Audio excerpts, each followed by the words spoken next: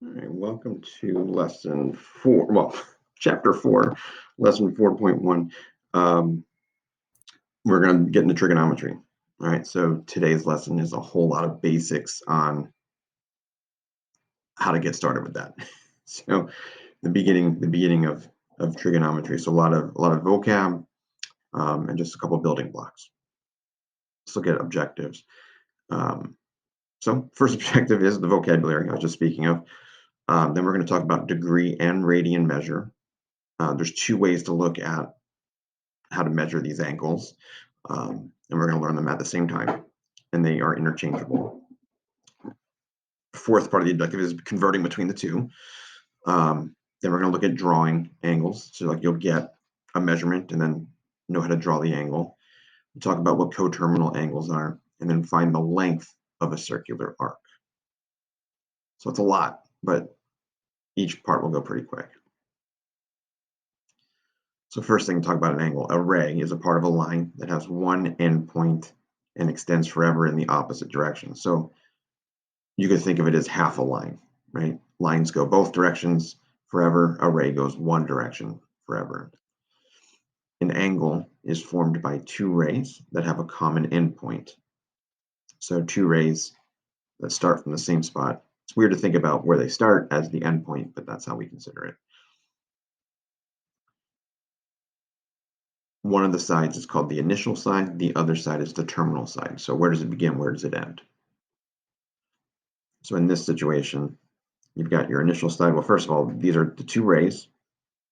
You've got the vertex where they both end. The blue ray is considered the initial side. The red ray is considered where the terminal side. So as you can see, the angle is measured from right to left in this situation. Not always, and we'll talk about that as well. But in this situation, that's the direction it's going.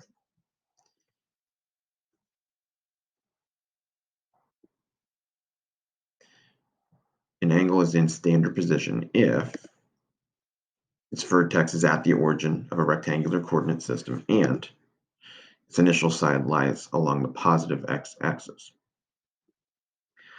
What does that mean? Okay, so you got your initial side on the x-axis on the positive side. So that is always going to be considered the starting spot for angle measurement, right?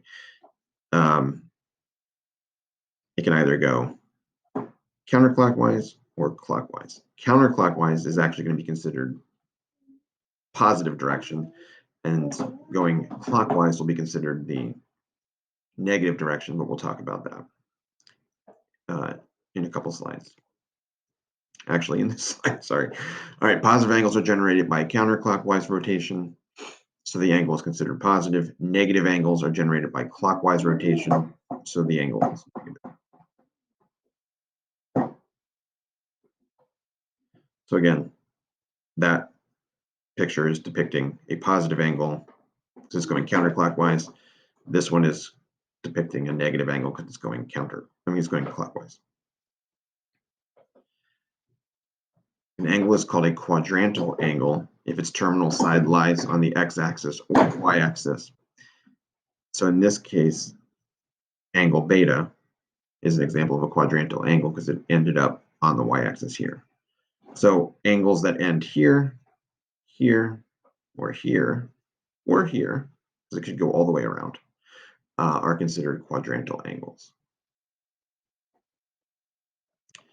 Angles are measured by determining the amount of rotation from the initial side to the terminal side.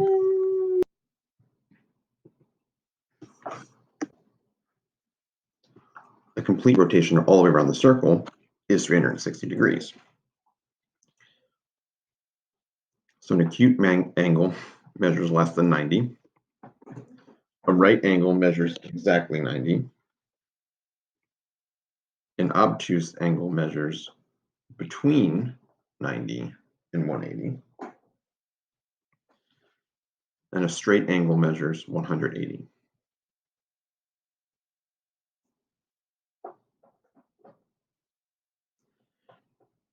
So an angle whose vertex is at the center of the circle is called a central angle. So most of the angle, I mean, basically everything we're going to talk about is going to be a central angle. The radian measure of any central angle of a circle is the length of the intercepted arc divided by the circle's radius. So the intercepted arc would be the part of the circle that is intercepted by the angle that's created on the inside. Right? 1 radian is the measure of the central angle of a circle that intercepts an arc equal in length to the radius of the circle. So the arc here is the exact same length as the radius here. So I want to take a second and try to figure out roughly how many of these radians you think are in this circle.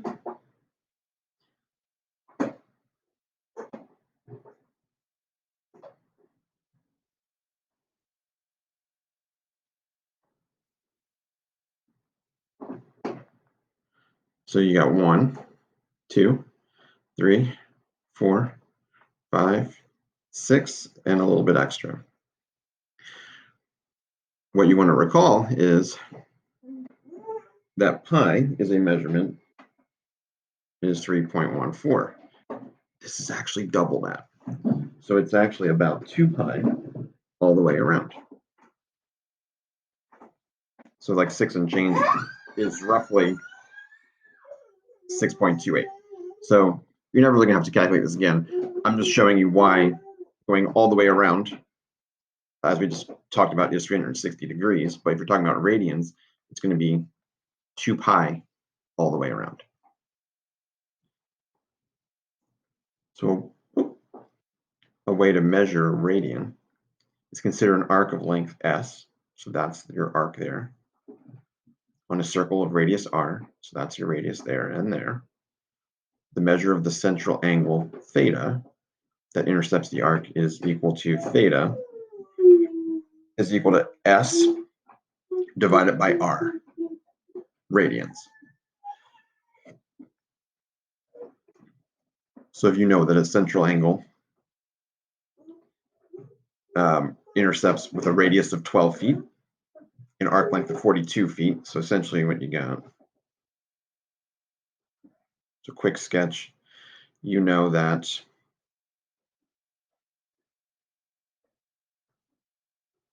I'm going to try to estimate what this would look like. It's going to obviously start here, and the terminal side is going to be about here. This is just a rough sketch.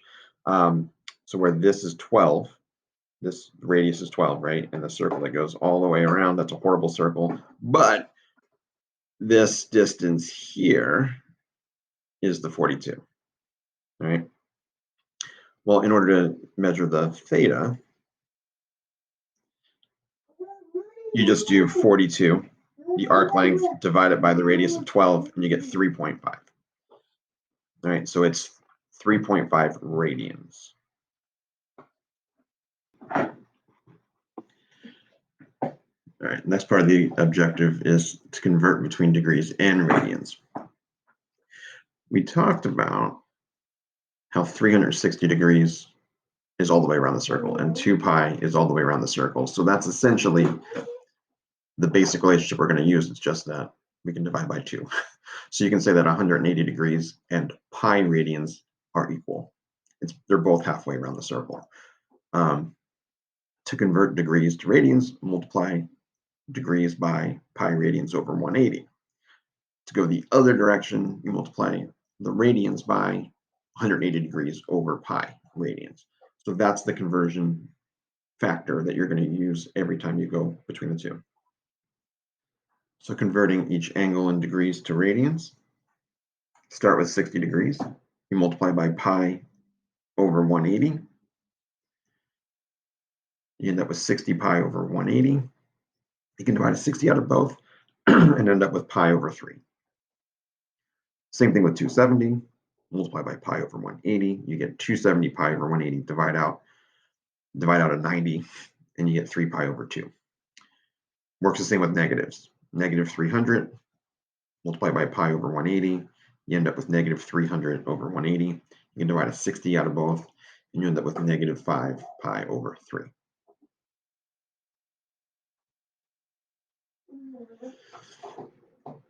Go in the opposite direction.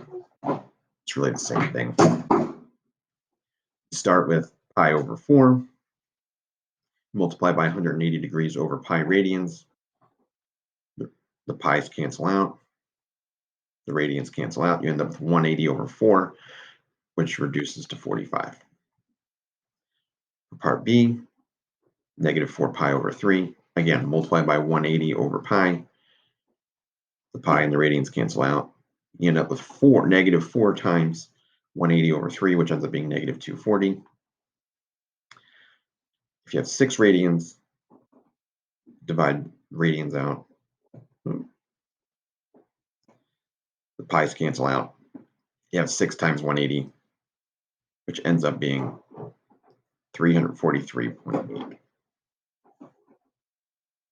Roughly, that's estimated. That's rounded. All right, the figure illustrates below that when the terminal side makes one full revolution, it forms an angle whose radian is 2 pi. So that's the first one here. So all the way around that angle, a full circle is 2 pi. This shows the other quadrantal angles. Right? If you go only 3/4 of the way around, you end up at 1.5 pi or 3 pi over 2. If you go halfway around, you end up with 1 pi. If you go 1/4 of the way, you end up with half a pi. So here's a situation where you're given a radian, and you need to draw the angle. So I'm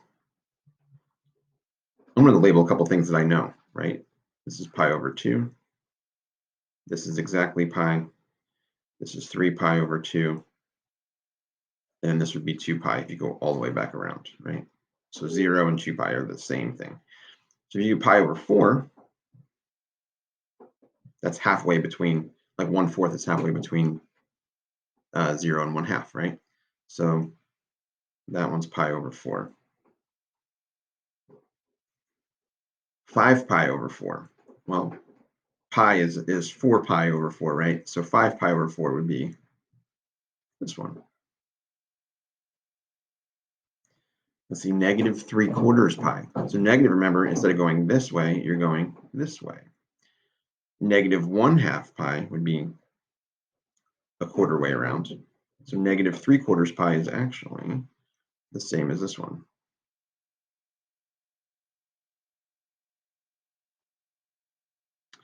Nine pi over 4. Well, if you go a full revolution around, that's 2 pi, right? Which would be 8 pi over 4. So 9 pi over 4 would be an extra 1/4. So 9 pi over 4 is the same place that pi over 4 is. Negative 1/4 pi. Negative pi over 4 would be going right here. Remember, negative goes down, positive goes up. 3 pi over 4 is going to be, well, that's half. So 3/4 would be right here. Negative 7/4 pi. Remember, that's going this direction. Negative 8 over 4 would be the full 2. So negative 7 would be 1/4 less. So that's right here. Some of these places are the same no matter what. 13 pi over 4. All right, well, if I go all the way around, that's 8, right? Another pi would be 4 more, so that's 12. So 13 would be just 1 more quarter. So 13 pi over 4 is here. All right, so on this slide, you're given basically all the round number angles, right? So you're going to get, over the course of working with some of this stuff, you're going to get a lot of answers that are rounded or whatever, but these are the ones that are important. These are the ones that you're eventually going to know, all right? So, you didn't need to like copy everything down from the previous example other than just it was an example. But these are all the ones that you should know, and you'll eventually know. Um, so starting with the terminal, with the initial side, you have 30, 45, 60, and then 90 is the quadrantal. And then each one, you have three in between, basically. And you have the degrees and the radians. Over here, you have the when it goes in the negative direction. Okay. So again, that's probably something that you'll want to have available to you as you're working through this. So this part of the notes, um, whether you're using the note sheet, then you probably already have this, or if you're writing everything down by hand, you're going to want to copy this part and pause it. This is what's called the unit circle. And basically, everything we do in this chapter and moving forward is going to start here. So when I was talking about building blocks at the beginning, this is it. This is the first block.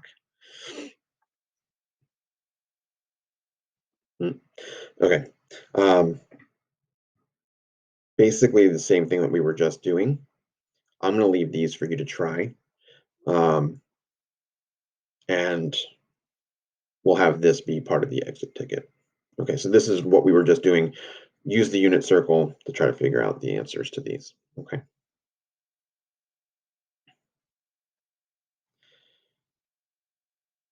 This is a chart form of what you just saw. So 1/12 of a revolution around the circle gets you to a radian of pi over 6, which gets you 30 degrees. All right, so this is 1/3 of the way around the circle in chart form that you were looking at on that circle. Same thing with this. This is another part of that. You get one full revolution around by the time you get to 360.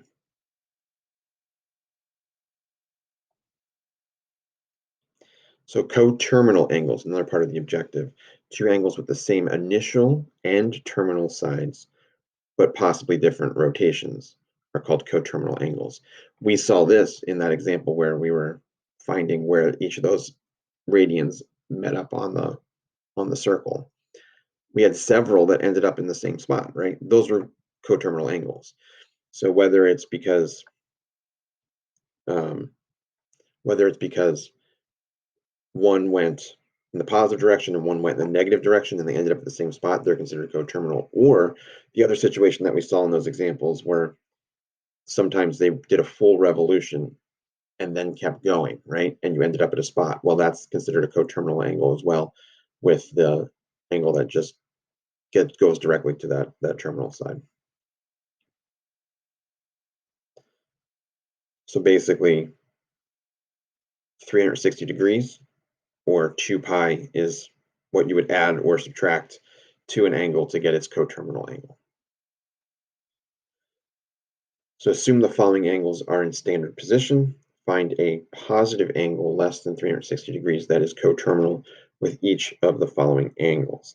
So for 420, well, if I start here and go all the way around, I get 360, right? So I'm just going to take 420, subtract 360, and you get 60. So the angle that goes 60 degrees, which is roughly there, right? That's the same as like going directly to 60 or going all the way around and then 60 more is the same thing. So 420 and 60 degrees are considered coterminal angles. Negative 120, this is where you're going negative direction. But the way that you can get this is add 360 and negative 120 together and you get 240. Right?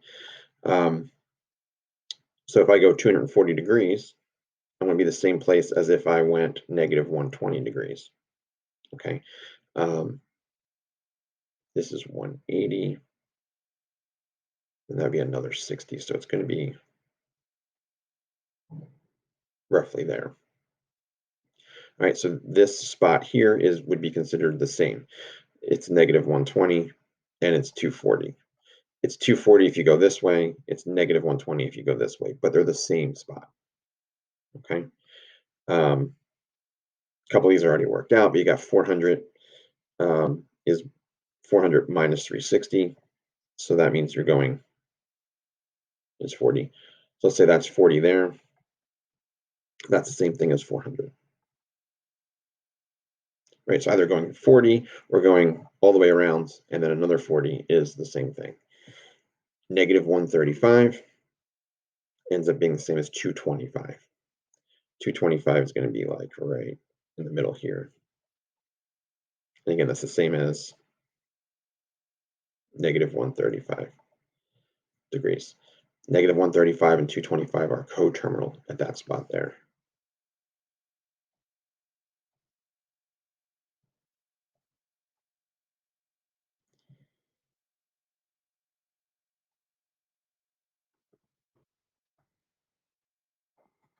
All right, we're going to leave these for you to do as part of your exit ticket. All right, so some are degrees, some are radians, and a couple of these will end up as your exit ticket, so give them a try. But the same thing as we just did in the last two examples. Length of a circular arc. So here's a formula. S is the arc length. That's equal to the radius, length of the radius, times the radian. So for this example, if we know the radius is 6 inches and we know the angle is 45 degrees, what's the length of that arc? First thing we're going to do is convert the 45 degrees to radians. That's pi over 4. And then we multiply pi over 4 by 6. And then you just estimate the decimal, so 4.71 inches. All right. So it's a lot in one lesson. Again, try the exit ticket. We'll go over the exit ticket in class tomorrow. And then, have some practice to try. This is all going to make a lot more sense as you just get into it. You jump into it and you start working with it. But point of advice, have the unit circle available. All right. Let me know if you have questions and we'll go over this together.